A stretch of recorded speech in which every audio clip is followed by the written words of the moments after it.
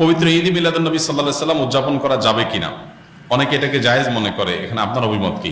দেখুন, আমি অভিমত না দিয়ে কয়েকটা প্রশ্ন রাখব, অর্থাৎ প্রশ্নের উত্তরে আবার প্রশ্ন, পাল্টা প্রশ্ন আমি ছুড়ে দিতে চাই, বিশেষ করে যাদের এটা নিয়ে সত্যিই জানার আগ্রহ আছে। অনেকে তো প্রশ্ন লেখেন জানার জন্য না, প্রশ্ন লেখেন হলো ওনার পক্ষের মতটা বের করে আনার জন্য।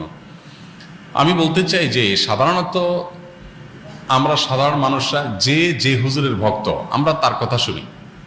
যে হুজুর মিলাদুন নবীর পক্ষের, তার ভক্তরা মিলাদুন নবীর পক্ষে কথা বলে এবং সেরকম দলিল খুঁজে বের করে সোশ্যাল মিডিয়াতে সেটা নিয়ে লেখালেখি করে। আর যে হুজুর মিলাদুন নবীর বিপক্ষে, ওনার ভক্তরা মিলাদুন নবীর বিপক্ষে তারা ক্যাম্পেইন করে, কাজকাম করে। আমার কথা হলো যে আপনি হুজুরদের পক্ষ বিপক্ষ না নিয়ে কয়েকটা প্রশ্নের উত্তর খোঁজার জন্য আপনি নিরপেক্ষভাবে চেষ্টা করেন। আপনি নিজে একটু সচেতনভাবে